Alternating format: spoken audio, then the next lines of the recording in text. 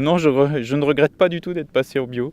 J'en suis très heureux, même si c'est dur, parce que les journées sont longues, mais on sait pourquoi on se lève. Quand j'étais en conventionnel, j'avais pas un lien aussi proche avec mes animaux. Je leur brûlais les cornes, puis souvent j'avais besoin d'intervenir avec des piqûres. Quand on se prend du Roundup sur la figure parce qu'on est sous la rampe et qu'on travaille en dessous, voilà, ça donne pas vraiment envie de travailler dans le conventionnel. Ce qu'il y a de positif à faire de l'agriculture biologique, c'est de ne plus utiliser de produits dangereux, de travailler en phase avec la nature, d'être plus dans l'agronomie et aussi le contact avec les clients, parce que depuis que je fais de l'agriculture biologique, je fais de la vente directe. On est déjà 3 temps plein sur notre ferme, alors qu'il y a 10 ans, on n'était que 1,5. Ce que je remarque depuis quelques temps, c'est que quand on rencontre des groupes d'agriculteurs conventionnels entre eux, je ne veux pas dire qu'ils se plaignent tout le temps, mais ils se posent des vraies questions sur leur avenir. Ils ont un avenir qui se ferme, qui se bouche. Il y a plein d'agriculteurs endettés. On parle du revenu des agriculteurs qui est minime, etc.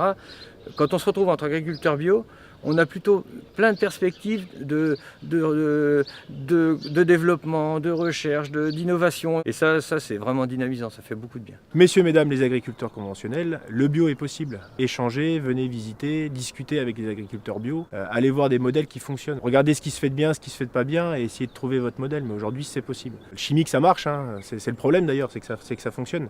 Mais ça fonctionne à court terme. Je dirais aux agriculteurs conventionnels que s'ils veulent passer au bio, ils seront pas tout seuls. C'est un pas à faire, assez difficile, c'est vrai, parce qu'il faut se remettre un petit peu en question, c'est une autre méthode. Nous sommes un mouvement qui favorise l'entraide et non pas l'individualisme. L'idée, c'est vraiment d'être une multitude de paysans qui s'entraident et qui se rassemblent autour d'un projet commun qui est de pouvoir produire des ressources alimentaires tout en respectant l'environnement. Nous partageons des savoir-faire, nous partageons de la technique, nous partageons des achats groupés. Souvent, on se concerte ensemble aussi pour choisir les formations. Quand j'ai commencé à convertir mes terres en bio, c'est vrai que dès qu'on a un petit problème, qu'on a des parcelles qui sont envahies d'une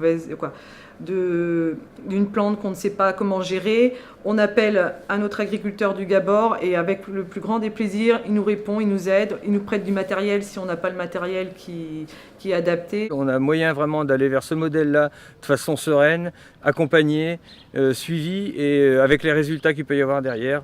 C'est vraiment le moment d'y aller, le monde change et je pense l'agriculture a toujours su s'adapter au monde qui l'entourait, donc je pense que c'est le moment d'y aller, faites-le.